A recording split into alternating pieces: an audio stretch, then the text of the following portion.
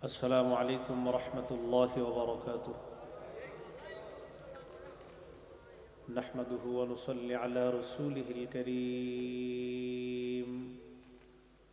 أما بعد فأعوذ بالله من الشيطان الرجيم.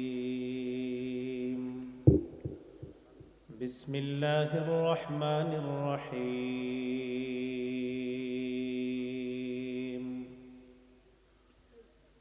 تبت يدا أبي لهب وتب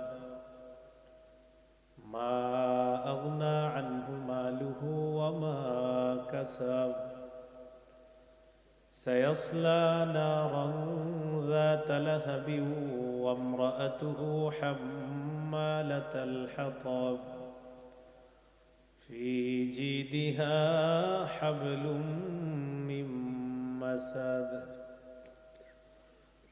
اللهم صل على محمد وعلى آل محمد كما صليت على إبراهيم وعلى آل إبراهيم إنك حميد مجيد.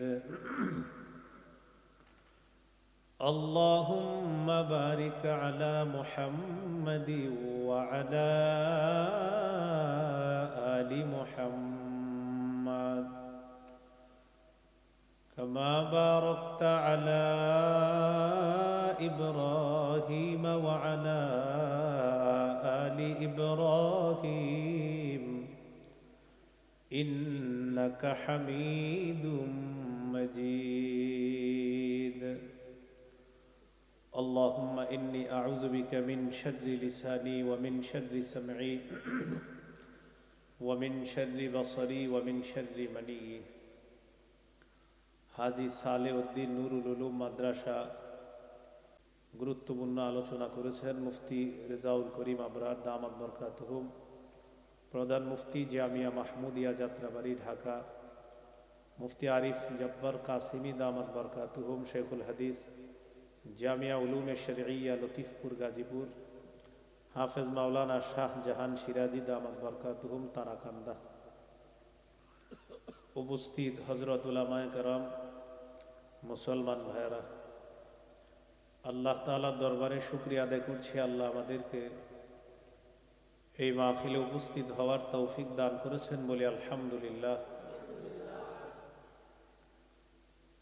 আমি আপনাদের সামনে পবিত্র কোরআনের একটি সূরা তেলাওয়াত করলাম। সূরাতুর নাম সূরাতুল লাহাব। কোরআনের 114টি সূরার মধ্যে সূরাতুল লাহাব হলো 111 নম্বর সূরা। এই সূরার নাম সূরাতুল লাহাব কেন? সূরার মধ্যে লাহাব শব্দটি দুবার আছে। তাব্বাত ইয়াদা আবি লাহাব সায়াসলা নারান যাতা লাহাব। লাহাব থাকার কারণে এই সূরার নামকরণ করা হয়েছে সূরাতুল লাহাব। এই সূরার আরেকটি নাম হলো সূরাতুল মাসাদ। শেষে আছে দেখবেন ফি জিদিহা হাবলুম মিম মাসাদ। তো এই জন্য এই সূরার নাম সূরাতুল মাসাদ। সূরার মধ্যে 5টি আয়াত আছে। 1 থেকে 3 নম্বর আয়াত পর্যন্ত রাসূলুল্লাহ সাল্লাল্লাহু আলাইহি সাল্লামের চাচা আবু লাহাব সম্পর্কে আলোচনা।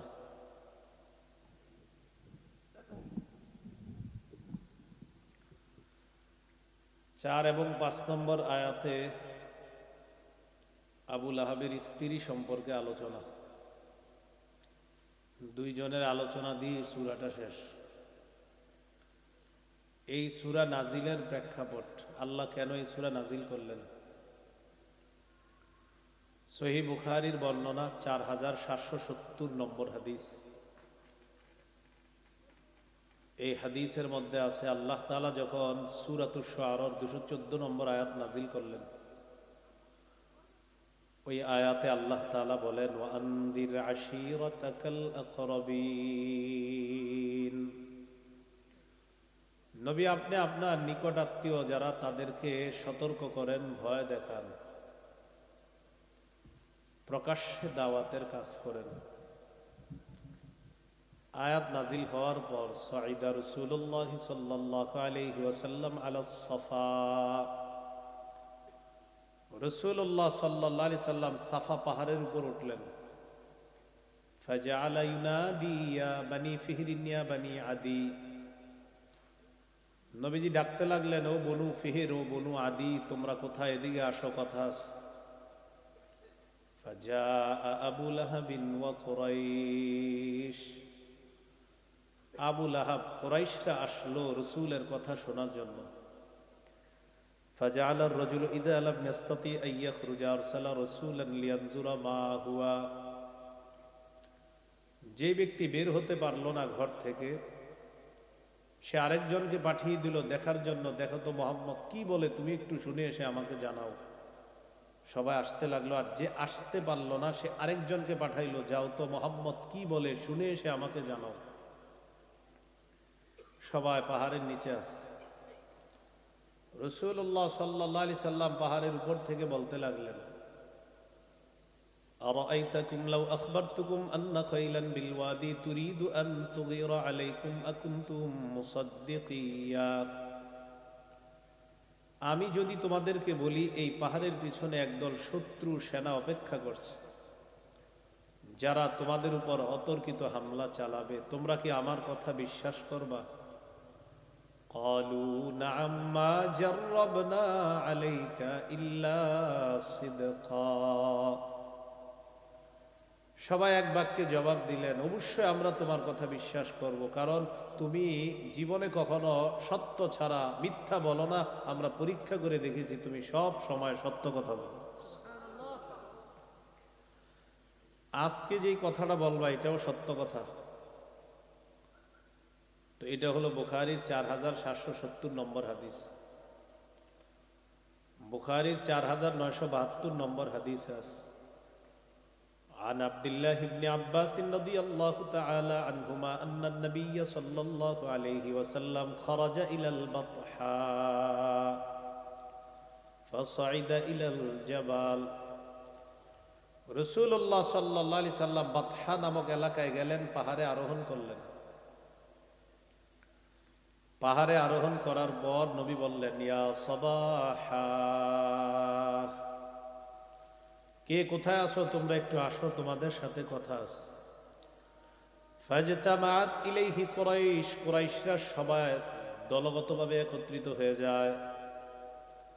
পাহাড়ের উপর থেকে আল্লাহ নবী বলতে লাগলেন, আরাআইতুম ইন হাদ্দাসতুকুম আন্নাল আদুওয়া মুসাব্বিহুকুম আও মুমাসসিকুম আকুনতুম তুসাদ্দিকুনি,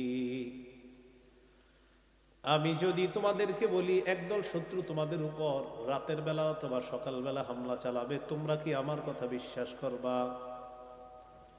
সবাই জবাব দিলেন, অবশ্যই বিশ্বাস করব। নবীজি বললেন, ফাইন্নী নাযীরুল লাকুম বাইনা ইয়াদাই আযাবিন শাদীদ, আমি তোমাদেরকে কঠিন আযাবের ভয় দেখাই। আল্লাহকে আল্লাহ মেনে নাও, যদি আল্লাহকে এক আল্লাহ না মানো তাহলে তোমাদের উপর আল্লাহ তাআলা কঠিন গজব নাজিল করবে, কিয়ামতের দিন তোমাদের উপর শাস্তি আসবে। কিয়ামতের ময়দানের ফয়সালা হওয়ার পর কঠিন আযাব, ওই কঠিন আযাবের জায়গা জাহান্নামের মধ্যে নিক্ষেপ করবে। এই কথা বলার পর ফাকামা আবু লাহাবিন, আবু লাহাব দাঁড়িয়ে গেছে। আবু লাহাব দাঁড়িয়ে বলল, তাব্বান লাকা সাইরাল ইয়াউম আলিহাদা জামাতানা, মুহাম্মদ তুমি কি আমাদেরকে এজন্য একত্রিত করলা, তোমার পুরাটা দিন ধ্বংস হোক। বলি নাউজুবিল্লাহ, তোমার পুরাটা দিন ধ্বংস হোক, তুমি কি আমাদেরকে এজন্য একত্রিত করেছো? তখন আল্লাহ নাজিল করলেন, তাব্বাত ইয়াদা আবি লাহাবি ওয়া তাব, আবু লাহাবের দুই হাত ধ্বংস হোক, সে নিজেও ধ্বংস হোক। এই হলো এই সূরা নাজিলের প্রেক্ষাপট। নিকটাত্মীয়দেরকে ভয় দেখানোর জন্য আল্লাহ হুকুম করলেন। রাসূল সাল্লাল্লাহু আলাইহি সাল্লামের নিকটাত্মীয় যারা, তাদের মধ্যে আবুল আহাবও একজন। সহিহ বুখারীর বর্ণনা 2753 নম্বর হাদিস। قال رسول الله صلى الله عليه وسلم اشتروا أنفسكم فإني لا أغني عنكم من الله شيئا। নবীজি বললেন, হে কুরাইশ সম্প্রদায়, তোমরা আল্লাহকে ভয় করো, তোমরা আল্লাহর আযাব থেকে নিজেদেরকে বাঁচাও। আল্লাহর আযাবের মোকাবেলায় আমি নবী তোমাদের আত্মীয় হিসাবে আল্লাহর আযাবের মোকাবেলায় তোমাদের কোনো উপকার করতে পারবো না। ইয়া বানি আব্দি মানাফ ইয়া বানি আদি, ও বনু আব্দি মানাফ, আমার আত্মীয়, তোমরা নিজেদেরকে আগুন থেকে বাঁচাও। ফাইন্নী লা উগনি আনকুম মিনাল্লাহি শাইআ, আল্লাহর আযাবের মোকাবেলায় তোমাদের কোনো উপকার করতে পারবো না। ইয়া আব্বাস ইবনে আব্দুল মুত্তালিব, ও নবীর চাচা আব্বাস, আল্লাহর আগুন থেকে নিজেকে বাঁচাও। ফাইন্নী লা উগনি আনকা মিনাল্লাহি শাইআ, আল্লাহর আযাবের মোকাবেলায় আমি আপনার কোনো উপকার করতে পারবো না। এরপর নবী বললেন, ইয়া সফিয়া আম্মাত রাসূলিল্লাহি সাল্লাল্লাহু আলাইহি ওয়াসাল্লাম আনকিযি নাফসাকি মিনান নার ফাইন্নী লা উগনি আনকি মিনাল্লাহি শাইআ। ও নবীর ফুফু সফিয়া, নিজেকে আগুন থেকে বাঁচাও, আল্লাহর আযাবের মোকাবেলায় আমি ভাতিজা হিসাবে তোমার কোনো উপকার করতে পারবো না। সর্বশেষ ফাতেমা রাদিয়াল্লাহু তাআলা আনহাকে ডেকে বললেন, ইয়া ফাতিমা বিনতা মুহাম্মাদিন সাল্লাল্লাহু আলাইহি ওয়াসাল্লাম, ও মুহাম্মদের কন্যা ফাতেমা, আনকিদি নাফসাকি মিনান নার, নিজেকে আগুন থেকে বাঁচাও। ফাইন্নী লা উগনি আনকি মিনাল্লাহি শাইআ, আমি কিন্তু তোমাকে আল্লাহর আযাবের মোকাবেলায় কোনো উপকার করতে পারবো না। আগুন থেকে বাঁচাও, আল্লাহর আযাবের মোকাবেলায় কোনো উপকার করতে পারবো না। ভাই বক্সগুলো একটু কমান, শব্দ দূষণ লাগতেছে, মনিটর কমায় দেন। আল্লাহর আযাবের মোকাবেলায় আমি তোমার কোনো উপকার করতে পারবো না, ফাতেমা নিজেকে আগুন থেকে বাঁচাও। তো নিকটাত্মীয় যারা আছে তাদেরকে নবী ভয় দেখাইতে লাগলেন। নিকটাত্মীয় যারা, তাদেরকে ভয় দেখাইতে লাগলেন। বাস ঠিক আছে, মনিটর টনিটর লাগবে না, আওয়াজ আর বাড়ায় না, অনেক রাত হয়ে গেছে। সূরা লাহাবের মধ্যে আবু লাহাব, এই আবু লাহাব নবীর একজন নিকটাত্মীয়। নবীজির দাদা আব্দুল মুত্তালিবের 10 জন পুত্র সন্তান। কয়জন? এই 10 জন পুত্র সন্তানের মধ্যে আবু লাহাবও এক। আবু লাহাব নবীজি সাল্লাল্লাহু আলাইহি সাল্লামের চাচা। তার মূল নাম হলো আব্দুল উজ্জা।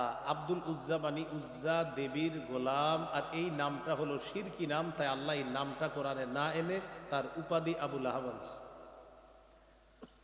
আবু লাহাব তাকে বলার কারণ হলো তার চেহারাটা দেখতে আপনার অগ্নিশিখার মতো সুন্দর ছিল, এই জন্য তাকে আবু লাহাব বলা হয় অগ্নিশিখার বাবা, মানে অগ্নিস্ফুলিঙ্গ ওয়ালা নবীর চাচা আবু লাহাব। আবু লাহাব সম্পর্কে হলো এই সূরার মূল আলোচনা। নবীর চাচাদেরকে আমরা 3 ভাগে ভাগ করতে পারি। কয় ভাগ? 3 ভাগ। 1 নাম্বার, চাচাদের মধ্যে কেউ কেউ নবীর উপর ঈমান এনেছেন, এই ঈমান নিয়ে মৃত্যুবরণ করেছেন, নবীকে সহযোগিতা করেছেন, যেমন আব্বাস, হামজা রাদিয়াল্লাহু তাআলা আনহুমা। 2 নাম্বার, আজীবন নবীকে সহযোগিতা করেছে কিন্তু ঈমান নিয়ে মরতে পারে নাই, যেমন আবু তালেব। 3 নাম্বার, নবীকে বিশ্বাসও করে নাই, সহযোগিতাও করে নাই, সারা জীবন শত্রুতা করছে, যেমন আবু লাহাব। তাহলে 1 নাম্বার ঈমান আনছে, সহযোগিতাও করছে, আব্বাস, হামজা রাদিয়াল্লাহু আনহুমা। 2, ঈমান আনে নাই কিন্তু সহযোগিতা করছে সারা জীবন, চাচা আবু তালেব। তার ব্যাপারে বুখারীতে হাদিস আছে, 3884 নম্বর হাদিস। আন্না আবা তালিবিন লাম্মা হাদারাতুল ওয়াফাত, আবু তালেবের যখন মৃত্যুর সময় ঘনিয়ে আসে, দাখালা আলাইহি রাসূলুল্লাহ সাল্লাল্লাহু আলাইহি ওয়াসাল্লাম, আল্লাহ নবী আবু তালেবের কাছে প্রবেশ করলেন। ওয়া ইনদাহু আবু জাহলিন, পাশে আবু জাহেল বসা। মুমূর্ষু অবস্থায় চাচাকে বললেন, চাচা একবার বলেন লা ইলাহা ইল্লাল্লাহ কালিমাতান উহাজ্জু লাকা বিহা ইনদাল্লাহি ইয়াউমাল কিয়ামাহ। একবার বলেন লা ইলাহা ইল্লাল্লাহ, এটা এমন একটা কালিমা কিয়ামতের ময়দানে আল্লাহর কাছে আপনার তাওহীদের পক্ষে দলিল হিসাবে কালিমা আমি পেশ করব। মরার সময় বলছে, কাকা একবার বলেন, এটা আমি আল্লাহর কাছে দলিল দিব। পাশে দেখে আবু জাহেলেরা বসা, তাকায় কয়, ভাতিজা আমি জানি তোমার ধর্ম সত্য, তোমার দিন সত্য, এই দিনের উপর মারা গেলে আমার আখেরাত ভালো হবে, সুন্দর হবে, এটা আমি জানি।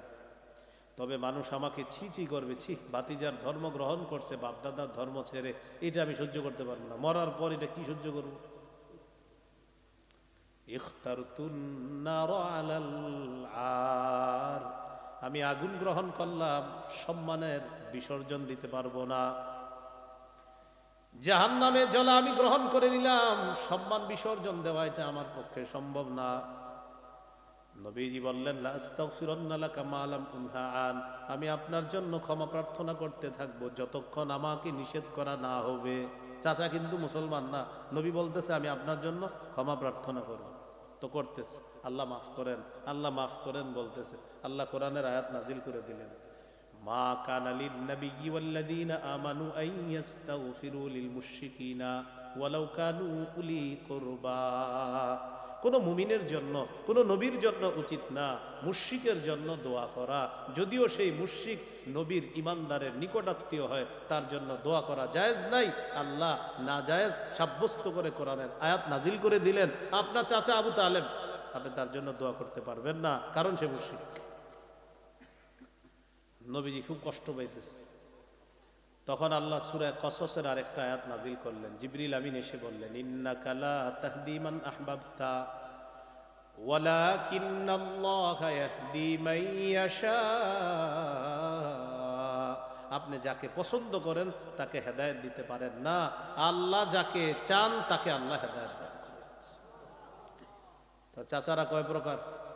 3 প্রকার। ঈমান আনছে আব্বাস হামজা, ঈমান আনে নাই, সহযোগিতা করছে আবু তালেব, কিন্তু বেঈমান অবস্থায় মারা গেছে। 3 নাম্বার, ঈমানও আনে নাই, সহযোগিতা করে নাই, সারা জীবন শত্রুতা করছে আবু লাহাব। আমাদের আলোচ্য বিষয় আবু লাহাব। এবার মূল আলোচনা আমরা ঢুকে যাচ্ছি, মন দিয়ে শোনেন। তাব্বাত ইয়াদা আবি লাহাবি ওয়া তাব। তাব্বাত খাসিরাত খাবাত হালাকাত, ধ্বংস হোক। ইয়াদা আবি লাহাব, আবু লাহাবের 2 হাত ধ্বংস হোক। একটু আমার সাথে বলেন, বলেন আরবরা অংশ বলে ব্যক্তিকে উদ্দেশ্য নেয়, আল্লাহ তাআলা আরবদের রীতি অনুযায়ী আবু লাহাবের 2 হাত বলে ব্যক্তি আবু লাহাবকেই বুঝিয়েছেন। কারণ আরবদের একটা রীতি হলো, তারা অংশ বলে ব্যক্তিকে উদ্দেশ্য নেয়। তো আল্লাহ বলছে 2 হাত, আসলে উদ্দেশ্য আবু লাহাব। 2 হাত ধ্বংস হোক মানে আবু লাহাব ধ্বংস হোক। ওই যে আরবদের রীতি এরকম, তারা অংশ বলে ব্যক্তিকে উদ্দেশ্য নেয়। আল্লাহ বলছে আবু লাহাবের 2 হাত, এটা হলো আবু লাহাবের অংশ। আল্লাহ উদ্দেশ্য নিয়েছেন পুরা আবু লাহাব ধ্বংস হোক।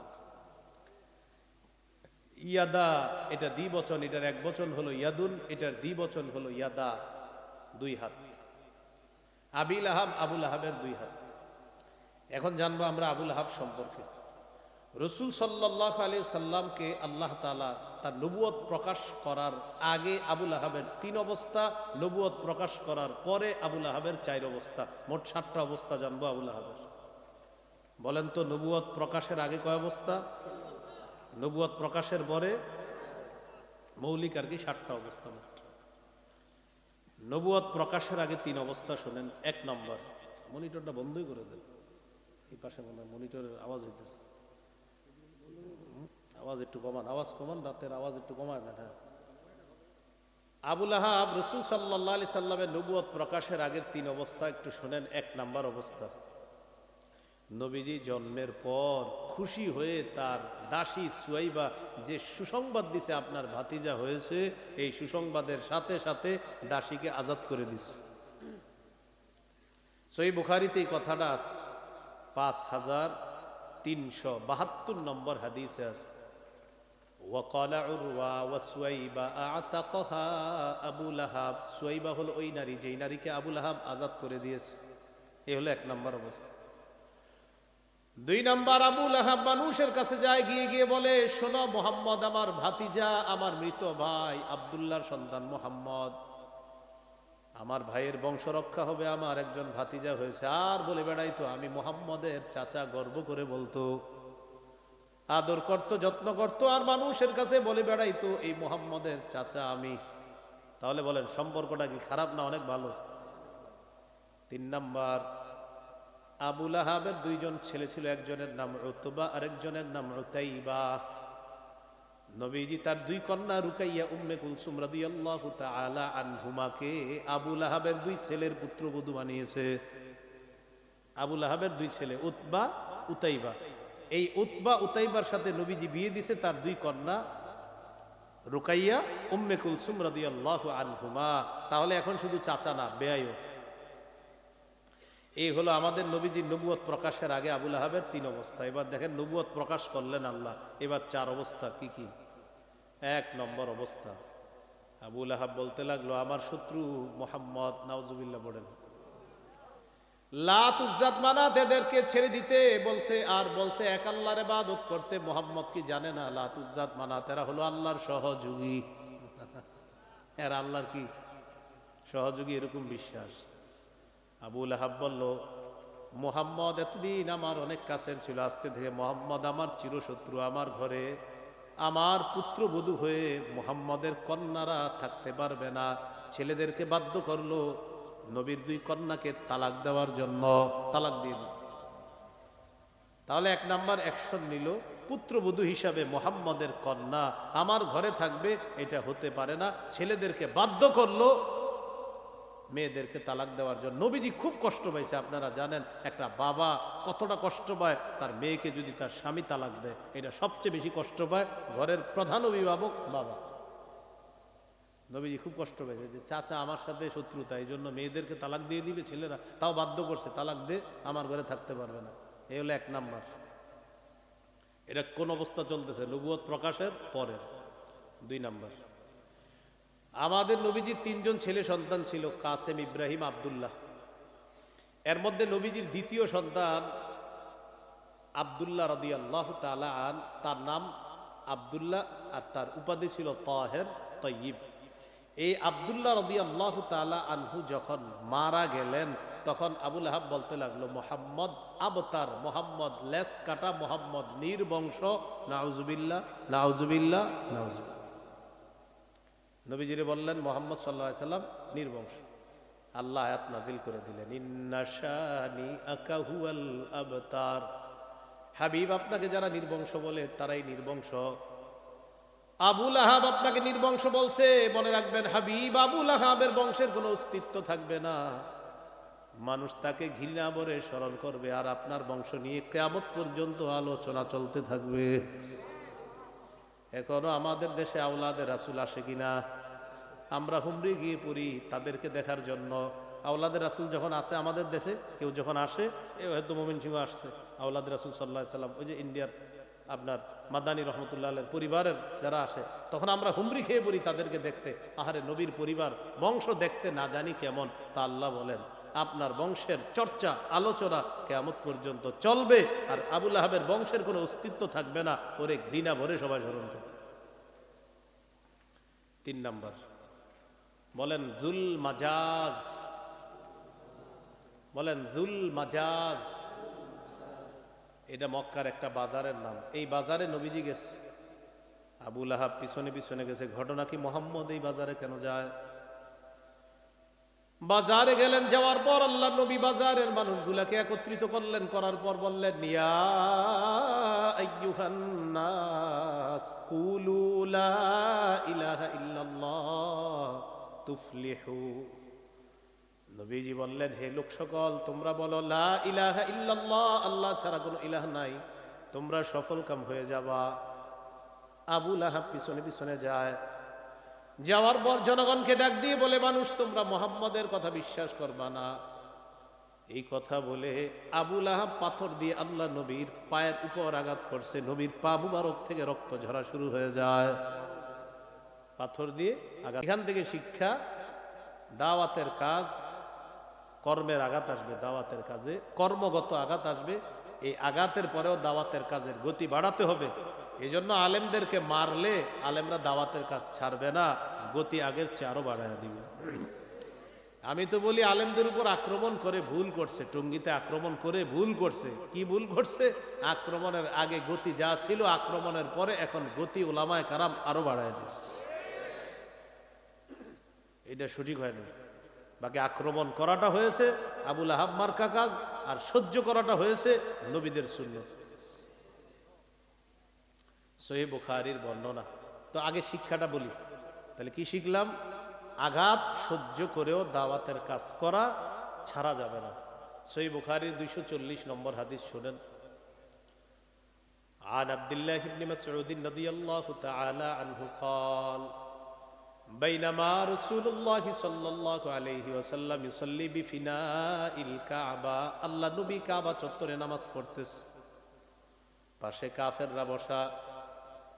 কাফেরদের মধ্যে একজন বলল, আইয়ুকুম ইয়াজিউ বিসালা জাজুরি আলি ফুলান ফায়াদউহু আলা যহরি মুহাম্মাদিন ইযা সাজাদা, তোমাদের মধ্যে কে পারবা অমুক এলাকায় যাবা, যাওয়ার পর ওটের নারী বুড়ি পায়খানা গোবর আনবা, আনার পর মুহাম্মদ যখন সেজদায় যাবে, মুহাম্মদের কাদের উপর আর পিঠের উপর ওটের নারী বুড়ি পায়খানাগুলা রেখে দিবা। একজনে দাঁড়াইছে, আমি পারবো, নাম উকবাহ ইবনে আবি মুআইদ, পাপিষ্ট দাঁড়িয়েছে, আমি পারবো। গেছে, সত্যি সত্যি ওটের নারী বুড়ি পায়খানা এগুলো আনছে, আনার পর অপেক্ষা আছে। নবীজি সেজদায় গেলেন, সত্যি সত্যি আল্লাহ নবীর পিঠের উপর ওই ওটের নারী বুড়ি পায়খানাগুলা রেখে দিচ্ছে। আব্দুল্লাহ ইবনে মাসউদ রাদিয়াল্লাহু তাআলা আনহু বলেন, কষ্টে আল্লাহ নবী সেজদা থেকে মাথা উঠাইতে পারতেছিলেন না, ভারে মাথা উঠাইতে পারতেছিলেন না। ফাতেমা রাদিয়াল্লাহু তাআলা আনহা আসছে, আসার পর উটের নারী বুড়ি পায়খানাগুলা সরিয়েছে। আল্লাহ নবী সেজদা থেকে মাথা উঠিয়েছে। নবীজি এমন কষ্ট সহ্য করার পরেও, নির্যাতন করার পরেও আল্লাহ নবীর দাওয়াতের গতি আগের চাইতে আরো বাড়িয়ে দিলেন। একদিন বাহির থেকে আসছে দাওয়াত দিয়ে, আসার পর দেখে ফাতেমা রাদিয়াল্লাহু তাআলা আনহা, দেখে নবীজির চেহারার মধ্যে রক্ত রক্ত জমাটের মতো আছে, মানে কে জানি মারছে মনে হয়, এরকম মনে হচ্ছে। জামাটা ছেঁড়া, কান্না শুরু করছে। নবীজি বললেন, কি ব্যাপার, কান্না করতেছো কেন? ফাতেমা রাদিয়াল্লাহু তাআলা আনহা বলেন, কদে শাহুবা লাউনুক, আব্বা আপনার চেহারার রং বিবর্ণ হয়ে গেছে, এই জন্য কাঁদতেছে। কাফেররা আপনারা মারছে, তাই না? ওয়াখলাউলাকাত সিয়াবুকা, আপনার জামাটা ছিঁড়ে গেছে আব্বা। বেঈমানরা বুঝি আপনার জামাটা নিয়ে টানাটানি করছে। ফাতেমা রাদিয়াল্লাহু তাআলা আনহা কাঁদতেছে, নবীজির মুখে কোনো কান্নার ছাপ নাই। নবীজি বললেন, ফাতেমা লা তাবকি, কান্না করবা না। ইন্নাল্লাহা ক্বাদ বাআসা আবাকি বিআমরিন লা ইয়াবকা আলা ওয়াজহিল আরদি বাইতু হাজার ওয়ালা ওয়াবারিন ওয়ালা মাদারিন ইল্লা আদখালাহুল্লাহু ফী, তোমার বাবাকে আল্লাহ এমন এক দিন দিয়ে প্রেরণ করেছেন, এই কষ্টের কারণে পৃথিবীর এমন কোন তৃণলতা, ইট ঘর বাড়ি বাকি থাকবে না, ইটের ঘর, তৃণলতার ঘর, মাটির ঘর বাকি থাকবে না। তোমার বাবার এই দাওয়াত আল্লাহ প্রতিটা ঘরে ঘরে পৌঁছায়। কেউ গ্রহণ করবে, কেউ করবে না, তবে দাওয়াত পৌঁছে যাবে। এখন আমাদের নবীর দাওয়াত, ইসলামের দাওয়াত পৃথিবীর এমন কোন জায়গা নাই যেখানে পৌঁছে নেই। তাহলে এটা হলো কর্মগত আঘাত। বলেন কি আঘাত? নবীজি ছেড়ে দিছে দাওয়াত। সহিহ বুখারীর বর্ণনা, 4815 নম্বর হাদিস। বাইনামা রাসূলুল্লাহ সাল্লাল্লাহু আলাইহি ওয়াসাল্লাম বিফিনাইল কাবা, আল্লাহ নবী কাবা চত্বরে দাঁড়ায় আছে। কাবা চত্বরে দাঁড়িয়ে দাঁড়িয়ে আল্লাহ রাসূল নামাজ আদায় করতেছে। ওই যে পাপিষ্ঠটা উকবা ইবনে আবি মুআইদ, এই পাপিষ্ঠটা কাবা চত্বরে আসছে। নবীজি কোথায় আছে বলেন? নামাজে। কোথায় আছে? নামাজরত অবস্থায় আল্লাহ নবীর গলার মধ্যে একটা চাদর পেঁচাইছে, বা পৃষ্ঠটা গলার মধ্যে চাদর পেঁচাইছে, দুই পাশ থেকে দেখেন দুইটা তোরা, লাওয়া সাওবাহু ফি উনুকিহি, গলার মধ্যে এইভাবে কাপড় পেঁচাইছে। পেঁচানোর পর ফাখানাকা বিহি খানকান শাদীদা, জোরে একটা টান দিছে দুই পাশ থেকে, যেন ফাঁসি লেগে আল্লাহ নবী মৃত্যু হয়ে যায়। টান দিছে দুই পাশ থেকে এভাবে চাদর, জোরে টান দিছে। আমারে যদি এরা টান দেয়, আমি বয়ানই করতে পারবো না। নবীজির জবান দিয়ে কথা বের হইতেছে না, এইভাবে টান দিলে তো বুঝেন হা করে আস। আবু বকর সিদ্দিক রাদিয়াল্লাহু তাআলা আনহু পিছন থেকে আসছে। আসার পর উকবা ইবনে আবি মুআইতের ঘাড়ের মধ্যে ধরে একটা ধাক্কা দিয়ে বললেন, আতাকতুলুনা রাজুলান আইয়াকুলা রাব্বিয়াল্লাহ, একটা মানুষকে তোমরা এই কারণে হত্যা করতে চাও যে মানুষটা বলে আমার রব হলেন আল্লাহ। মানুষটাকে তোমরা হত্যা করবা, এই অপরাধ তার যে তিনি বলে আমার রব আল্লাহ। তিনি কি বলে? আমার রব আল্লাহ। এই জাতীয় শত্রু এখনো পাবেন আপনারা। লা ইলাহা ইল্লাল্লাহ লেখা এটাও পেপারের মধ্যে একদল দেয় না, নাস্তিকতার পরিচয় দেয়। লা ইলাহা ইল্লাল্লাহটা মানে এমন ভাবে পেপারটা সাজাইছে, সব পেপারে লা ইলাহা ইল্লাল্লাহ আছে, নাস্তিকদের পেপারে লা ইলাহা ইল্লাল্লাহটা কাটা, এডিট করে ওইটা কেটে দিছে। মানে লা ইলাহা ইল্লাল্লাহ যে সহ্য করে না, আমরা শুধু ইতিহাস শুনি ১৫০০ বছর আগে। আমাদের সামনে মুনাফিক রূপী কিছু মুসলমান, যারা মুনাফিক রূপী শয়তান, তারা মুসলমান নাম ধারণ করে আমাদের আশেপাশেই থাকে, এরাও আল্লাহর নাম সহ্য করে না। নাম কিন্তু মুসলমান, নাম কি? আল্লাহর নাম সহ্য করে না। তো এরকম আপনারা পাবেন, এই জাতীয় অ্যালার্জি প্রচুর পাবেন। কোরআনের মধ্যে আল্লাহ বলছে কিছু মানুষ আল্লাহর নাম নিলে অ্যালার্জি হয়, তাদের কি হয় বলেন তো? ওয়াইদা যুকিরাল্লাহু ওয়াহদাহু মাআজ্জাত কুলুবুল্লাযিনা লা ইউমিনুনা বিল আখিরা, আল্লাহর নাম নিলে ইশমাআজ্জাত কুলুবুল্লাযিনা, ওই সমস্ত মানুষের অন্তরগুলোর মধ্যে অ্যালার্জি সৃষ্টি হয় যারা আখিরাত বিশ্বাস করে না। আল্লাহ আমাদেরকে বুঝার তৌফিক দান করেন। তাহলে কি শিখলাম? কর্মগত আঘাতের পরেও দাওয়াতের কাজ ছাড়া যাবে না আরো বাড়িয়ে দিতে হবে? মনে আছে আবুল আহাবের কয় অবস্থা নবুয়ত প্রকাশের পর নবীজির? ৩ নাম্বার, জুল মাজাজ নামক বাজারে গিয়ে আল্লাহ রসুলকে আক্রমণ করছে, রক্ত ঝরছে। ৪ নাম্বার অবস্থা, হজের মৌসুমে হাজিদের তাবুতে গিয়ে আল্লাহ রসুল সাল্লাল্লাহু আলাইহি সাল্লাম সুবর্ণ সুযোগ মনে করে হাজিদেরকে দাওয়াত দেওয়া শুরু করলেন। আবুল আহাব পিছনে পিছনে গেছে মোহাম্মদ কি করে দেখার জন্য সাল্লাল্লাহু আলাইহি সাল্লাম। নবীজি হাজিদের তাবুতে যায়, যাওয়ার পর মানুষকে যেই মাত্র দাওয়াত দিবে, আবুল আহাব ডাক দিয়ে কয়, ইয়া আইয়ুহান নাস লা তুতিউহু ফাইন্নাহু সাবিউন কাজ্জাব, এই লোক সকল তোমরা তার অনুসরণ করবা না, সে হলো ধর্মত্যাগী মিথ্যাবাদী। নাউজুবিল্লাহ। এখান থেকে কি শিখলাম? কথার আঘাত। বলেন কিসের আঘাত? দাওয়াতের কাজ করতে গেলে কথার আঘাত আসবে, এটাও সহ্য করতে হবে। তাহলে একটা হলো কর্মের আঘাত আর একটা কথার আঘাত। এই কথার আঘাত কর্মের আঘাত উভয় আঘাত সহ্য করে দাওয়াতের কাজ করতে হবে। সূরা আনআমের ৩৪ নম্বর আয়াতে আল্লাহ বলেন, ওয়ালাকাদ কুযযিবাত রুসুলুম মিন ক্বাবলিকা ফাসাবারু আলা মা কুযযিবু ওয়া উযু হাত্তা আতাহুম নাসরুনা ওয়ালা মুবাদদিলা লিকালিমাতিল্লাহ। আল্লাহ তাআলা বলেন, হাবিব আপনার পূর্বে বহু রসুলকে মিথ্যাবাদী বলা হয়েছে, কষ্ট দেওয়া হয়েছে। মিথ্যাবাদী বলার পরেও রসুলরা সহ্য করেছে, কষ্ট দেওয়ার পরেও সহ্য করেছে। ফাসাবারু, তারা ধৈর্য ধারণ করেছে। হাত্তা আতাহুম নাসরুনা, এক পর্যায়ে আমি আল্লাহর সাহায্য তাদের কাছে চলে আসছে। আয়াতের মাধ্যমে বোঝা যায় কথার আঘাত সহ্য করতে হবে। আবুল আহাবের ৩য় এবং ৪র্থ ঘটনা থেকে আমরা বুঝতে পারলাম কর্মের আঘাত আর কথার আঘাত দাওয়াতের ময়দানে সহ্য করতে হবে। এই দুইটা সহ্য করার ক্ষমতা যদি না থাকে, দাওয়াতের ময়দানে কাজ করা যাবে না। কথা দিয়ে আপনাকে আঘাত করবে, কর্ম দিয়ে আঘাত করবে। যেমন উলামায়ে কেরাম দাওয়াত ও তাবলীগের মধ্যে যখন জোর দিয়ে তাদের সম্পৃক্ততা বাড়াতে লাগলো, একদল বলা বলি শুরু করলো, এরা জাকাতখোর, এরা ফেতরাখোর। হ্যাঁ, এরা জাকাতখোর, এরা ফেতরাখোর। আচ্ছা, আগে আপনারা বলেন, জাকাতের বিধান কি আছে পৃথিবীতে? আর বলেন আসেনি? আচ্ছা, জাকাতটা তো কেউ খাবে নাকি? বলে না, জাকাত কেউ খাবে? তো কেউ দিবে, কেউ খাবে। এখন মাদ্রাসার ইতিম ছাত্ররা যদি খায় আর এরকে যদি বলেন জাকাত খোর, আচ্ছা ঠিক আছে, তো এদেরকে দিলেন না, দিবেন কারে সেটা বলেন। জাকাত একটা হলো দিবেন আর একটা হলো খাত। এখন যে যাদেরকে বললেন খোর, তো এতিমরা খাইলো বললেন খোর, তো ঠিক আছে এতিমরা না, তো এখন কি আপনারে দিমু? জাকাতের বিধান কার? আল্লাহ। আচ্ছা, তো এই জাকাতের বিধান আল্লাহর। জাকাত এক শ্রেণীর অসহায় গরিব তারা খাবে, তাদের জন্য এটা আল্লাহ বরাদ্দ রাখছে। এখন এদেরকে বললেন কি এরা জাকাতখোর, এরা, ঠিক আছে ভাই যা কিছু বলেন, তবে আপনাদের এই পথভ্রষ্টতাকে কিন্তু আর ছাড় দেওয়া হবে না। এইগুলা বলার পরে মনে করছেন আলেম ওলামারা থেমে যাবে না। দাওয়াত ও তাবলীগকে কেন্দ্র করে গুমরাহি আর পথভ্রষ্টতা আর হকের রাস্তা যেটা, এই দুইটা সম্পূর্ণ এখন স্পষ্ট। যারা ওলামায়ে কেরামের বিরোধিতা করবে নিঃসন্দেহে তারা পথভ্রষ্টতার মধ্যে থাকবে।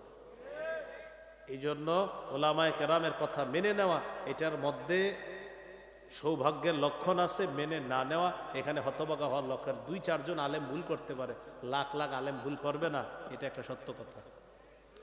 আল্লাহ আমাদেরকে বুঝার তৌফিক দান করেন। 2 ফেব্রুয়ারি 31 জানুয়ারি ইনশাল্লাহ এই ঠিকটা বাস্তবায়ন করবেন টঙ্গীতে যাওয়ার পরে। আবার বলেন ঠিক। আল্লাহ তৌফিক দান করেন। তাহলে আবুল আহাবের কয় অবস্থা জানলাম? মোট 7 অবস্থা। কয় অবস্থা? 7 অবস্থা। আল্লাহ তাআলা বলেন তাব্বাত ইয়াদা আবি লাহাবি ওয়া তাব। আবুল আহাব ধ্বংস, ডাবল ধ্বংস। আল্লাহ তার ডাবল ধ্বংস বলছে। সে ধ্বংস, তার 2 হাত ধ্বংস, সেও ধ্বংস। উদ্দেশ্য ডাবল ধ্বংস। এই হলো 1 নম্বর আয়াত। 2 নম্বর আয়াতে যাই। মা আগনা আনহু মালুহু ওয়া মা কাসাব। আল্লাহ বলেন আবুল আহাবের সম্পদ, আবুল আহাবের সন্তান তার কোনো কাজে আসে নাই। আবুল আহাব 2টা জিনিস নিয়ে অহংকার করতো। এক হলো তার পুত্র সন্তান, আরেক হলো তার সম্পদ। সবার সাথে খুব পাওয়ার দেখাইতো। আমার পুত্র আছে, আমার টাকা পয়সা আছে। মানে আরবের লোকেরা ছেলে হইলে খুব অহংকার করত। ছেলে হইলে কি করত? অহংকার। যেমন এখনো আপনার মেয়ে হইলে সবার চেহারা কালো হয়ে যায়। মেয়ে হইলে কি হয়ে যায়? চেহারা কালো হয়ে যায়। যাদের চেহারা কালো হয় তারা তো আর কোনো মায়ের পেট থেকে দুনিয়াতে আসে নাই, এই জন্য চেহারা কালো হয়ে যায়। নারীর পেট থেকে আসছি না পুরুষের? তো মেয়ে হইলে চেহারাটা যে কালো করলেন, আপনি কোত্থেকে আসছেন? কষ্ট লাগে কখন অনেকের দাদির চেহারাও কালো হয়। আচ্ছা দাদি পুরুষ না মহিলা? উনিও চেহারা কালো করে মেয়ে হইল। 14 গোষ্ঠীর চেহারা কালো হয় মেয়ে হইল। আর মেয়ে হইলে যে চেহারা কালো হয়, এটা কোরআনে সূরা নাহালের 58 নম্বর আয়াতে আছে। ওয়াইদা বুশিরা আহাদুহুম বিল উনসা যাল্লা ওয়াজহুহু মুসওয়াদ্দাও ওয়া হুয়া কাযীম। কয় কিছু মানুষ আছে এদেরকে যখন কন্যা সন্তানের সুসংবাদ দেওয়া হয়, যাল্লা ওয়াজহুহু মুসওয়াদ্দা, আল্লাহ কি বলে দেখেন, চেহারাটা কালো হয়, ওয়া হুয়া কাযীম, আর কপালটা কুঁচকায়। থুর। বন্ধুদেরকে বইলা রাখছে, দেখ আমার সন্তান হবে, আল্লাহ তাআলা দিতে পারে। স্ত্রী হসপিটালে গেছে, তো বন্ধুরা ফোন দিছে সন্তান যেদিন হবে। কি ব্যাপার? মানে এতদিন বলছে আমার সন্তান হবে, সন্তান হওয়ার পরে আর খোঁজ নেয় না বন্ধুদের। বন্ধুরাই ফোন দিছে, ঘটনা কি? তোকে ভাতিজি হয়েছে, ওই যে মেয়ে হয়েছে, এই জন্য আর খোঁজ দেয় না। কি ঘটনা কি? কোনো সুসংবাদ আছে? তোকে ভাতিজি হয়েছে বলে দেয়, মানে উনি খুশি না এতে। আর আল্লাহ বলছেন কিছু মানুষ আছে এরকম, কন্যা সন্তান হইলে চেহারা কালো করে। অথচ হাদিসে রাসূল সাল্লাল্লাহু আলাইহি সাল্লাম বলেন, 1 কন্যা লালন পালন করবে, একটা জান্নাত। 2 কন্যা লালন পালন করবে, নবীজি বললেন আমি এবং সে এইভাবে জান্নাতে যাবে। আর 3 কন্যা লালন পালন যে করবে, ওখানে নবী বলছেন ওয়াজাবাত লাহুল জান্নাহ আল বাত্তাতা, অবধারিতভাবে তার জন্য জান্নাত ওয়াজিব হয়ে যায়। না চেহারা আরো কালো করে। আবুল আহাবের অহংকার, আমার ছেলে আছে, আমার টাকা আছে। তো আল্লাহ কি বললেন দেখেন, মা আগনা আনহু মালুহু ওয়া মা কাসাব। আবুল আহাবের সম্পদ, আবুল আহাবের সন্তান তার কোনো কাজে আসে নাই। ঘটনাটা কি? বদর যুদ্ধের 7 দিন পর আবুল আহাবের গলার মধ্যে গুটি বসন্তের রোগ হয়। বদর যুদ্ধে কাফেররা শোচনীয় পরাজয় বরণ করার পর 7 দিন পর আবুল আহাবের গলার মধ্যে গুটি বসন্তের রোগ হয়। গলায় বসন্তের রোগ হওয়ার পর সন্তান যারা আছে, ছেলে, তারা চিন্তা করতে লাগলো এটা তো ছোঁয়াচে রোগ, আমাদের গায়ে আসতে পারে। মানে আরবরা কুসংস্কার ছিল একটা, যে বসন্তের রোগ যার শরীরে হইতো তার থেকে তারা দূরে থাকতো। তাদের ভুল বিশ্বাস ছিল যে বসন্তের রোগ হয়েছে আমার গায়ে হতে পারে। যে ছেলেদেরকে নিয়ে গর্ব করত, ছেলেরা এখন পেরেশানির মধ্যে পড়ে গেছে, কিরে আব্বার বসন্ত রোগ হয়েছে, আশেপাশে থাকা যাবে না, খালি দূরে দূরে থাকে আর বাবার এই অসুস্থতার পিছনে টাকা পয়সাও খরচ করে না। আল্লাহ বলেন মা আগনা আনহু মালুহু, সম্পদও কাজে আসলো না, ওমা কাসাব, ছেলেরাও কাজে আসলো না। মা কাসাবের তাফসির হলো ওমা কাসাবা মিন ওয়ালাদ, তার যে সন্তান কামাই করছে আল্লাহর থেকে, এই সন্তানও কাজে আসে নাই। বসন্তের রোগে মারা গেল আবুল আহাব। মারা যাওয়ার পর ছেলেরা পালায় গেছে। কেন পালাইছে? ওই লাশ এটারে ধইরা কে মাটির নিচে পুঁতবে, মানে লাশটা তো ধরতে হবে কোথাও, এই জন্য ছেলেরা পালাইছে। ধরা যাবে না, ধরলে এমনি আমরা টেনশনে আছে আমগো গায়ে রোগ আসে কিনা, ধরলে তো আইসেই যাবে, এটা তাদের আকীদা। ছেলেরা পালায় গেছে। বলেন ছেলেরা কি করছে? আবুল আহাবের অহংকার ছিল কাদেরকে নিয়ে? ছেলেরা কোথায় গেছে? হ্যাঁ, পালায় গেছে। 3 দিন পর্যন্ত লাশ পচছে। পচার পর পচা গন্ধ বের হয়েছে, খবর দিছে বাপের লাশ কি করবা। আবুল আহাবের 2 ছেলে আরেকজনের সহায়তায় বাবার লাশটা পাহাড়ের উঁচু ভূমিতে, মক্কার উঁচু ভূমিতে নিয়ে গেছে। যেমন করোনার সময় বড়লোক কুটিপতির সন্তানরা বাপ মারা গেছে, হুজুরে ফোন দিছে, হুজুর আপনার জীবনের তো আরো তো মায়া দয়া নাই, আপনি মরলে কি আর বাঁচলে কি, তাড়াতাড়ি আমার আব্বার লাশ আছে, এটা নিয়ে দাফন করে দেন। করোনার সময় হুজুর মানুষ, আপনি বাইচে থাকলে কি আর মরলে কি, আপনি মরলে মরেন, আব্বার লাশ আছে ওখানে নিয়ে যান। বেটকায় বেটকায় হাসেন আমার না, শিক্ষা নেন না, লজ্জা শরম করে না। করোনার সময়ও হুজুর করে ছাড়া আর কাউরে ফোন দেয় নাই, খালি হুজুর হুজুর কি। এক এক আলেম 50, 60, 57, 47টা লাশ দাফন করছে এক এক আলেম। এই পরিমাণ আপনার পানিতে হাইটে গিয়া লাশ দাফন করছে, এই পরিমাণ লাশ বাসায় দিছে, কেউ গিয়া ধরে নাই। তা আবুল আহাবের 2 ছেলে আরেকজনে ভাড়া করছে, তুমি আব্বার লাশটারে কোনো মতে উঁচু ভূমিতে নাও, আমরাও আসতেছি পিছনে পিছনে, কাছে যাবো না কিন্তু যদি রোগ এসে যায়। আল্লাহ বলেন মা আগনা আনহু মালুহু ওয়া মা কাসাব, সম্পদও কাজে আসে নাই, সন্তানও কাজে আসে নাই। উঁচু ভূমিতে নিয়ে একটা গর্ত করছে। গর্ত করে কি করছে আপনার কেমনে দেখাই, এই যে এটা একটা লাঠি মনে করেন, বড় লাঠি দিয়ে দূর থেকে লাশ এমনি ধাক্কাইতে ধাক্কাইতে মাটির ওই গর্তের মধ্যে ফেলে দিয়ে, মাটিগুলাও লাঠি দিয়ে দূর থেকে এইভাবে ধাক্কাইতে ধাক্কাইতে মাটি চাপা দিয়ে কোনো মতে ওখান থেকে চলে আসছে সন্তান। এই জন্য প্রিয় ভাইয়েরা, কঠিন শিক্ষা 2 নম্বর আয়াত থেকে, সন্তান সম্পদ কোনো কাজে আসবে না, ইমান নাই, এগুলা কোনো কাজে আসবে না। আবুল আহাবের সন্তান সম্পদ কাজে আসে নাই, 2 নম্বর আয়াত। 3 নম্বর, সায়াসলা নারান যাতা লাহাব। দুনিয়ার মধ্যে আবুল আহাবের সন্তান সম্পদ ইমান না থাকার কারণে কোনো কাজে আসে না। এই মৃত্যুর পর আবুল আহাব লেলিহান অগ্নিশিখায় প্রবেশ করবে, অগ্নিস্ফুলিঙ্গওয়ালা আগুনে প্রবেশ করবে, নাউজুবিল্লাহ। তাহলে 2 নম্বর আয়াতের শিক্ষা, ইমান ছাড়া সম্পদ সন্তান কাজে আসে না। 3 নম্বর আয়াতের শিক্ষা, ইমান নাই পরকালও বরবাদ। ইমান নাই দুনিয়াও বরবাদ, 2 নম্বর আয়াতের শিক্ষা। ইমান নাই পরকালও বরবাদ, 3 নম্বর আয়াতের শিক্ষা। 1 নম্বর আয়াতের শিক্ষা, আবুল আহাব ধ্বংস, আমার নবীরে ধ্বংসের বদদুয়া করছে, আল্লাহ তাকে ধ্বংস করে দিলেন। 2 নম্বর আয়াতের শিক্ষা, ইমান নাই সম্পদ সন্তান কোনো কাজে আসবে না। 3 নম্বর আয়াতের শিক্ষা, ইমান নাই পরকাল বরবাদ। আল্লাহ আমাদেরকে বুঝার তৌফিক দান করেন। আবু দাউদের হাদিস, 2880 নম্বর হাদিস, ক্বালা রাসূলুল্লাহ সাল্লাল্লাহু আলাইহি ওয়াসাল্লাম, ইযা মাতাল ইনসান ইনকাতা আনহু আমালুহু ইল্লা মিন সালাসা। মানুষ যখন মারা যায় তার আমলের সুযোগ বন্ধ হয়ে যায়, সওয়াবের সুযোগ বন্ধ হয়ে যায়, 3টা বাকি থাকে। 1 নাম্বার সাদাকাতিন জারিয়া, 1 নাম্বার ইল্লা মিন সাদাকাতিন জারিয়া, সদকায়ে জারিয়া। কি বাকি থাকে বলেন তো? 2 নাম্বার আও ইলমিন ইনতাফাউ বিহি, এমন ইলম যে ইলমের মাধ্যমে উপকৃত হওয়া যায়। 3 নাম্বার আও ওয়ালাদিন সালিহিন ইয়াদউ লা, এমন একজন সন্তান যে সন্তান তার মা বাবার জন্য দোয়া করে, রব্বির হামহুমা কামা রব্বায়ানি সগীরা।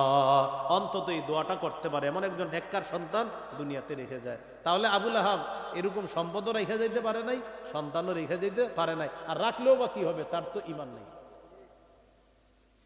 মুসনাদ আহমদের একটা হাদিস শোনেন, 10,600 15 নম্বর হাদিস।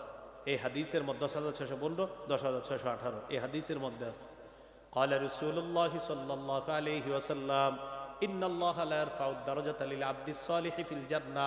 নেককার বান্দার মর্যাদা আল্লাহ জান্নাতে শুধু বাড়াইতে থাকে। একটু বুঝেন, নেককার বান্দার মর্যাদা। আচ্ছা, জান্নাত এমনিতে একটা মর্যাদা, জান্নাতীদের একটা মর্যাদা, ওখানে আরো মর্যাদা বাড়ে। কারণ ওই ব্যক্তি আল্লাহকে বলবে, আল্লাহ আচ্ছা আমার মর্যাদা বাড়লো কেন আল্লাহ? আল্লাহ জবাব দিবে, বি ইস্তিগফারি ওয়ালাদিকা, তোমার সন্তান তোমার জন্য আমি আল্লাহর কাছে ইস্তেগফার পাঠ করেছে, এজন্য আমি আল্লাহ জান্নাতে তোমার মর্যাদা বাড়ায় দিস। এই জন্য একজন নেককার সন্তান রেখে যাওয়া এটা অনেক জরুরি বিষয়। তাহলে ভাই, সূরা আল-আহজাবের প্রথম 3 আয়াত আগে শিখি। 1 নাম্বার, কেউ হকের কাজ করলে বিরোধিতা না করা, তাকে বদদোয়া না দেওয়া। আবু লাহাব বিরোধিতা করছে, আমার নবীরে বদদোয়া দিছে, আল্লাহ অভিশাপের জবাব দিয়ে দিয়েছে। 2 নাম্বার, ঈমান নাই, সম্পদ সন্তান কোনো কাজে আসবে না। 3 নাম্বার, ঈমান নাই, পরকাল বরবাদ। সর্বশেষ 4 এবং 5 নাম্বার আয়াতটা শোনেন, একটু ইন্টারেস্টিং বিষয়, মন দিয়ে শোনেন। 4 আর 5 আল্লাহ বলেন, আবু লাহাবের স্ত্রীও আগুনে প্রবেশ করবে। কোন স্ত্রী? হাম্মালাতাল হাতব, কাষ্ঠ বহনকারিণী স্ত্রী। ফি জিদিহা হাবলুম মিন মাসাদ, যে গলার মধ্যে থাকবে মোটা পাকানো রশি। এই মোটা পাকানো রশি দিয়ে কাঠ বহনকারিণী আবু লাহাবের স্ত্রীও আগুনে প্রবেশ করবে। আবু লাহাবের স্ত্রী, তার নাম আওরা। বলেন কি নাম? আওরা মানে টেরা, উনি চোখ দিয়ে একটু টেরা দেখতো, এই জন্য এর নাম আওরা। তার আরেকটা নাম হলো আর ওয়াহ। তার সাবধান, চোখ যদি কারো এরকম থাকে তাকে আওরা এরকম বলবেন না, হ্যাঁ? মানে এরকম তার চোখ টেরা ছিল দেখে বলছে আওরা তার নাম। আরেকটা তার নাম আর ওয়াহ। তার উপনাম হলো উম্মে জামিল, এই নামে সে বিখ্যাত প্রসিদ্ধ, উম্মে জামিল। আবু লাহাবের স্ত্রীর কাজ ছিল কি আপনার, আমি আপনাদেরকে বললে বুঝবেন। সমাজে যদি কোনো স্বামী স্ত্রীর তালাক হয়ে যেত, মানুষ বলতো, আচ্ছা এই স্বামী স্ত্রীর তালাক কেন হইল, এটার পিছনে কে আগুনটা জ্বাল? আমরা বলি না এই সংসার ভাঙার পিছনে আগুন দিল কে? আচ্ছা এই সংসারটা ভাঙলো কে রে? তখন বলে কি, মনে হয় আবু লাহাবের স্ত্রী। আর সংসার যারা ভাঙে আরবরা তাকে বলে হাম্মালাতাল হাতব। কি বলে বলেন তো? আসলে হাম্মালাতুল হাতব ব্যাকরণগত কারণে হাল জুলহালের একটা ব্যাকরণগত বিষয় আছে, এই জন্য হাম্মা লাতুনের জায়গায় হবে হাম্মা লাতাল হাতব। তো সংসার যদি কারো ভাঙতো, তালাক হয়ে যেত, তো বলতো, আচ্ছা এই সংসারটা ভাঙার পিছনে কে আগুন জ্বালাইলো রে, কার হাত থাকতে পারে? খোঁজ করিয়া করিয়া বল আবু লাহাবের স্ত্রী। রে হাম্মালাতাল হাতব। তো হাম্মালাতাল হাতব মানে হলো সংসার ভাঙার পিছনে ইন্ধন বহনকারিণীকে বলা হয় হাম্মালাতাল হাতব। 2, সমাজের মধ্যে একটা ফেতনা লাগছে, তো 2 দল মারামারি লাগছে। মনে করেন আপনার ঘোড়া, আপনার ঘোড়া, তো আরবরা আবার ঘোড়া, ওট এইগুলা নিয়ে মারামারি লেগে যেত। আচ্ছা এই মারামারির পিছনে কে হাত, কার হাত থাকতে পারে রে? এই খোঁজ করতে করতে দেখা যায় তো এই ঝগড়ার পিছনে আবু লাহাবের স্ত্রীর হাত আছে। মানে প্রায় ঝগড়া কার কারণে? ওর বিবির কারণে। এরকম দেখবেন সমাজেও কিছু থাকে যে খালি মানুষের ঝগড়া লাগায় আর ঘর ভাঙে। তো যারা আপনার এরকম সমাজে ফেতনা করে, ফেতনা সৃষ্টি করার পিছনে যে ইন্ধন বহন করত, তাকেও আরবরা বলতো হাম্মালাতাল হাতব। তাহলে 1, সংসার ভাঙার পিছনে ইন্ধন বহনকারিণী হাম্মালাতাল হাতব। সমাজে ফেতনা সৃষ্টির পিছনে ইন্ধন বহনকারিণী হাম্মালাতাল হাতব। 3 নম্বর ব্যাখ্যা, আবু লাহাবের স্ত্রী ধনী ছিল, সেবক সেবিকা রাখতো না সে, তাদেরকে রাখলে বেতন দিতে হবে। কেন আমি বেতন দিব? তো সে কি করতো, নিজে জঙ্গলে যায় কাঠ কাইটা ওই লাকড়িগুলা একটা মোটা রশির মধ্যে পেঁচায়া, এই গলার মধ্যে ওই রশি দিয়া লাকড়িগুলা পেঁচায়া নিজে এগুলা নিয়ে আসতো, নিজে রান্না করতো। কেউ জিজ্ঞাসা করলে বলতো, আমি কিনলে আরেকজনের টাকা দিব, আরেকজনের বেতন দিব কেন? এই জন্য আমার লাকড়ি আমি সংগ্রহ করে আনি। তো লাকড়ি বহনকারিণীকে বলা হয় হাম্মালাতাল হাতব। বুঝে আসছিল? তাহলে এখন হাম্মালাতাল হাতব যখন আপনারা পড়বেন, তখন যেন একটা হিস্টোরি আপনাদের মাথায় আসে। সংসার ভাঙন, সমাজে ফেতনা সৃষ্টি, আর লাকড়ি বহনকারিণী। তাহলে সমাজে ফেতনা সৃষ্টিকারিণী ইন্ধন, সমাজে ফেতনার পিছনে, সংসার ভাঙার পিছনে ইন্ধন বহনকারিণীকে বলা হয় হাম্মালাতাল হাতব। আরেকটা হলো লাকড়ি সংগ্রহ করে রান্না যে করে, ওই লাকড়ি বহনকারিণীকে বলা হয় হাম্মালাতাল হাতব। বুঝে আসছেন? ফি জিদিহা হাবলুম মিন মাসাদ। আবু লাহাবের স্ত্রীর গলার মধ্যে থাকবে পাকানো মোটা রশি। জাহান্নামে যখন তাকে নিক্ষেপ করা হবে তখন তার গলার মধ্যে মোটা রশি পেঁচায়া তাকে টানতে টানতে জাহান্নামে নিক্ষেপ করবে। আবু লাহাবের স্ত্রী কবি ছিল। বলেন কি ছিল? কবি ছিল। সূরা লাহাব যখন নাজিল হয়েছে কারা জানি তারা জানায় দিছে, এই শোনো ঘটনা তো খারাপ, কি হয়েছে? মুহাম্মদ সাল্লাল্লাহু আলাইহি সাল্লামকে তার আল্লাহ জানায় দিছে তোমার স্বামীও জাহান্নামে যাবে, তুমিও জাহান্নামে যাবে। কে বলছে এটা? আল্লাহ বলছে। কাকে? মুহাম্মদ সাল্লাল্লাহু আলাইহি সাল্লাম। তাই নাকি? হ্যাঁ, পাথর নিয়ে আসছে আমাদের নবীকে হত্যা করবে। আবু লাহাবের স্ত্রী, খুব মন দিয়ে শুনুন, আসছে পাথর নিয়ে আমাদের নবীজির সামনে এসে দাঁড়াইছে। আবু বকর সিদ্দিক পাশে আছে, নবীজি পাশে। দুনিয়ার সবাইকে আবু লাহাবের স্ত্রী দেখতেছে, আবু বকর সিদ্দিক রাদিয়াল্লাহু তাআলা আনহুকেও দেখতেছে। নবীজি সামনে, আবু লাহাবের স্ত্রী নবীকে দেখতেছে না। পাথর নিয়ে আল্লাহ নবীজির মুজিজা প্রকাশ করে দিয়েছেন, আমাদের নবী সামনে থাকা সত্ত্বেও আবু লাহাবের স্ত্রীর থেকে আল্লাহ আড়াল করে রাখলেন। আল্লাহ বলেন ওয়াল্লাহু ইয়াসিমুকা মিনান নাস, আল্লাহ আপনাকে রক্ষা করবে। নবীজির এই মুজিজা ঘটায়া আবু লাহাবের স্ত্রীর ওই পাথর থেকে আল্লাহ নবীকে আল্লাহ রক্ষা করছে। তো আবু বকর সিদ্দিক পাশে, আবু বকর বলে তোমার সাথী কোথায়? আবু বকর সিদ্দিক বুঝে ফেলছে যে আল্লাহ তাআলা অলৌকিক কিছু ঘটাইতেছে, না হয় এর দেখে না কেন, তোমার সাথী কোথায়? আবু বকর সিদ্দিক রাদিয়াল্লাহু তাআলা কিছু বলে না। আচ্ছা ঠিক আছে, যাক, সে মনে হয় এখানে নাই, তারে বইলা দিও। কি বইলা দিও? নগদ কবিতার 3টা লাইন বানায় ফেলছে। কবি ছিল, 3টা লাইন বানায় ফেলছে। আমি এক একটা লাইন বলবো আর আপনারা নাউজুবিল্লাহ পড়বেন। প্রথমে তো বুঝবেন না, পরে বুঝাই দিতেছি। খালি নাউজুবিল্লাহ পড়েন, পরে বলতেছি। আগে বইলা নি। মুযাম্মামান আসাইনা নাউজুবিল্লাহ ওয়া আমরাহু আবাইনা ওয়া দীনাহু ক্বালাইনা নাউজুবিল্লাহ। এবার অনুবাদ করি, দেখেন কি ভয়ঙ্কর অনুবাদ। মুযাম্মামান আসাইনা, নিন্দিত ব্যক্তির নাফরমানি করি। নাউজুবিল্লাহ। নিন্দিত ব্যক্তিকে মুহাম্মদ সাল্লাল্লাহু আলাইহি সাল্লাম, নিন্দিত ব্যক্তির আমরা নাফরমানি করি। নাউজুবিল্লাহ। ওয়া আমরাহু আবাইনা, আবু বকর তোমার সাথীকে জানায় দিবা তার আদেশ আমরা প্রত্যাখ্যান করি। ওয়া দীনাহু ক্বালাইনা, তাকে জানায় দিবা তার দিন আমরা ঘৃণা ভরে প্রত্যাখ্যান করলাম। এই হলো নগদ 3টা লাইনের কবিতা বানায় ফেলছে। এই হলো আবু লাহাবের স্ত্রী। মানুষের খালি উল্টা পাল্টা ঝগড়া লাগাইতো আর মানুষের ক্ষতি চাইতো। আল্লাহ বলেন ও জাহান্নামে যাবে, ওর বিবিও জাহান্নামে যাবে। এখান থেকে গুরুত্বপূর্ণ শিক্ষা, স্বামী স্ত্রীর দুইজনের একজন যদি ভালো হয় তার সংস্পর্শে আশা করা যায় আর একজনও ঠিক হয়ে যাবে। আর দুইটাই যদি খারাপ হয় তাহলে এই দুইটা পরিণাম খারাপ হয়। আবু লাহাবের স্ত্রীর কাজ ছিল কি জানেন? তাফসীরের কিতাবে আসছে যে আবু লাহাব যত খারাপ কাজ করত তার স্ত্রী বলতো এগুলাতে আমি আছি আপনার সহযোগী হিসাবে, যত খারাপ কাজ। আর ওখানে আসছে আপনার যে কানাত তুঈনুহু আলা জুহুদিহি ওয়া কুফরিহি, আর স্বামী যে আল্লাহরে খালি অস্বীকার করতো, বলতো হ্যাঁ এটা ঠিক আছে, বিবি বলতো হ্যাঁ এটা ঠিক আছে। এই জন্য রাসূল সাল্লাল্লাহু আলাইহি সাল্লাম বলেন আল্লাহর কাছে 4টা জিনিস চেয়ে নিবা। কয়টা? 4টা। লিয়াত্তাখিজ আহাদুকুম কলবান শাকিরা, এমন একটা কলব চেয়ে নিবা যে কলবটা আল্লাহর শুকরিয়া আদায় করে। ওয়া লিসানান যাকিরা, এমন একটা জিহ্বা যে জিহ্বা আল্লাহর জিকির করে। ওয়া ইমরাআতান তুঈনু আহাদাকুম আলা তাআতিল্লাহ, এমন একজন স্ত্রী চেয়ে নিবা যে স্ত্রী তোমাদেরকে আল্লাহর ইবাদতে সহযোগিতা করে। 4 নাম্বার ওয়া জিসমান সাবিরান আলাল বালা, বিপদে ধৈর্য ধারণ করে এমন একটা শরীর আল্লাহর কাছে চেয়ে নিবা। এই হলো সূরা লাহাব। সূরা লাহাব থেকে যা শিখলাম, হকের কাজ করতে হবে 1। 2 নাম্বার, হকের কাজে বাধা দেওয়া যাবে না। 3 নাম্বার, দাওয়াতের কাজে কথার আঘাত সহ্য করতে হবে। 4 নাম্বার, কর্মের আঘাত সহ্য করতে হবে। 5 নাম্বার যে শিক্ষাটা, সম্পদ সন্তান ঈমান ছাড়া কোনো কাজে আসবে না। 6 নাম্বার, ঈমান ছাড়া পরকাল বরবাদ। 7 নাম্বার, সহযোগিতা করা মানুষকে ভালো কাজে, খারাপ কাজে সহযোগিতা না করা। এই জিনিসগুলা আমরা এই সূরা লাহাব থেকে শিখলাম। আল্লাহ আমাদের সকলকে যে কথাগুলা বললাম শুনলাম, বিশেষ করে দাওয়াতের কাজ আমরা নিজেরা করব, অন্যদেরকে উৎসাহিত করব, দাওয়াতের কাজে বাধা প্রদান করব না। আল্লাহ আমাদের সকলকে কবুল করেন।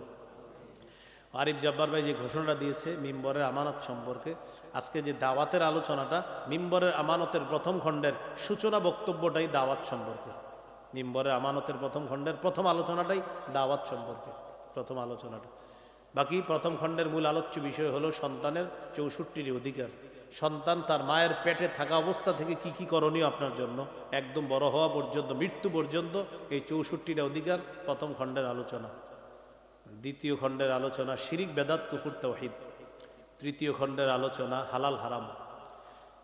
চতুর্থ খণ্ডের আলোচনা স্বামীর 24টা অধিকার, স্ত্রীর 19টা অধিকার। এটা পুরো মুখস্থ করে ফেলবেন। আপনি 19টা মুখস্থ করবেন, দেখবেন যে 17টাই এখনো পালন করেন নাই। আর বিবিরে বলবেন তুমি 24টা মুখস্থ করো, করার পর বলবে আমি তো এখনো আপনার 22টাই পালন করিনি। আপনি দুইজনে মুখস্থ করে ফেলবেন, দেখবেন। 5 নাম্বার খণ্ডের আলোচনা লা ইলাহা ইল্লাল্লাহর ব্যাখ্যা। ষষ্ঠ খণ্ডের আলোচনা নামাজ সম্পর্কে আলোচনা। ইনশাল্লাহ আশাবাদী আমি রমজানের আগে সপ্তম, অষ্টম, নবম, দশম আরও 4 খণ্ড আসবে। সবার কাছে দোয়া চাই। মিম্বরের আমানত নিয়ে আমার অনেক বড় স্বপ্ন। স্বপ্নর কি স্বপ্ন এটা এখন বলবো না, মোটামুটি কাছাকাছি গেলে বলবো ইনশাল্লাহ কখনো। বাকি স্বপ্ন আছে, এটা যেন আল্লাহ বাস্তবায়ন করে। সুবহানাল্লাহি ওয়া বিহামদি, সুবহানাকাল্লাহুম্মা ওয়া বিহামদিক, আশহাদু আল্লা ইলাহা ইল্লা আনতা আস্তাগফিরুকা ওয়া আতুবু ইলাইক। যাদের প্রয়োজন হবে গাড়ি থেকে সংগ্রহ করতে পারেন। এখান থেকে যদি সংগ্রহ করতে না পারেন, সহজ উপায় হলো অনলাইনে লিখবেন মিম্বরের আমানত, ওখানে অর্ডার করবেন, ওই বাংলা বাজার থেকে দেখবেন আপনার বাসায় এসে পৌঁছে দিবে। তো এখান থেকেও নিতে পারেন, ওইভাবে ওদের থেকেও সংগ্রহ করতে পারেন। ওয়া আখিরু দাওয়ানা আলহামদুলিল্লাহি রাব্বিল আলামিন। কেউ আছে? আলহামদুলিল্লাহি রাব্বিল আলামিন।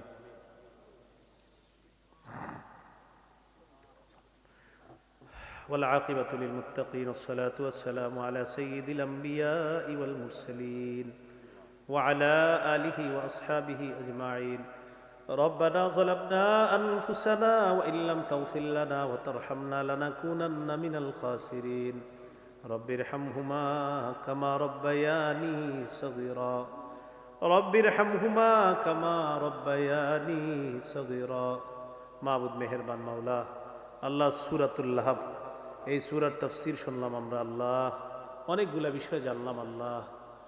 আল্লাহ, নবীজির নিকট আত্মীয় হওয়া সত্ত্বেও আবু লাহাবের ঠিকানা জাহান্নাম। আল্লাহ, এখান থেকে আমাদের শিক্ষা, ঈমান ছাড়া পরিচয়ে কোনো কাজ হবে না মৃত্যুর পরে। আল্লাহ, মেহেরবানি করে ঈমানের উপর অটল থেকে যেন মরতে পারি তৌফিক দান করেন। আল্লাহ, মেহেরবানি করে আমরা আরেকটা শিক্ষা গ্রহণ করলাম এই সূরা থেকে। ভালো কাজের সহযোগিতা আমরা করব, খারাপ কাজের সহযোগিতা করব না। আল্লাহ, আরও শিখলাম জীবনে চলার পথে যে সঙ্গী হবে সেজন্য দিনদার হয়। মাওলা, আমাদের সঙ্গিনী যারা আছে সকলকে আপনি দিনদার বানায়া দিয়েন। আল্লাহ, যারা এখনো বিয়ে করেনি তাদেরকে দিনদার পাত্রীর ব্যবস্থা করে দিয়েন। আল্লাহ, মেহেরবানি করে আমাদের দোয়া আপনি কবুল করেন। এই মাদ্রাসা আপনি কবুল করে নেন, ওস্তাদ ছাত্রদেরকে কবুল করে নেন। আল্লাহ, ঢাকার উদ্দেশ্যে রওনা করব, সহি সালেমে নিরাপদে গন্তব্যে পৌঁছায়া দিয়েন। ওলামায়ে কেরাম যারা সফরে আছে, যারা আপন গন্তব্যে রওনা করেছে, করতেছে, করবে, মাওলা সকলকে নিরাপদে নির্বিঘ্নে আপন গন্তব্যে পৌঁছায়া দিয়েন। আল্লাহ, আমাদেরকে মাফ করে দেন। আল্লাহ আল্লাহ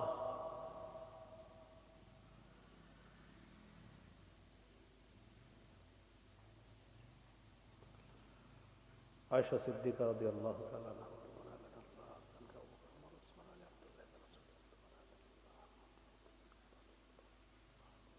আল্লাহ, যাদের সামনে বসলাম, যারা আমার সামনে বসছে, সবার সাথে আবার জান্নাতে দেখা করায় দিয়ে আল্লাহ, এই আরজিটা আপনি কবুল করে নেন। আল্লাহ, এই আরজিটা আপনি কবুল করে নেন। সকলকে 5 ওয়াক্ত নামাজি বানায়া দেন, মা বোনদেরকে পর্দানিশীন বানায়া দেন, জিন্দেগির গুনাহ খাতাগুলো মাফ করে দেন। আল্লাহ, জানমালের অ্যাক্সিডেন্ট থেকে সকলকে হেফাজত করেন, রোড গার্ডের অ্যাক্সিডেন্ট থেকে আমাদেরকে আপনি হেফাজত করেন। রব্বানা তাকাব্বাল মিন্না ইন্নাকা আনতাস সামিউল আলিম ওয়া তুব আলাইনা ইন্নাকা আনতাত তাওয়াবুর রহিম। সাল্লাল্লাহু তাআলা আলা খাইরি খালকিহি মুহাম্মদ ওয়া আলা আলিহি ওয়া আসহাবিহি আজমাইন। সুবহানা রাব্বিকা রাব্বিল ইজ্জাতি আম্মা ইয়াসিফুন, সালামুন আলাল মুরসালিন, আলহামদুলিল্লাহি রাব্বিল আলামিন। আসসালামু আলাইকুম।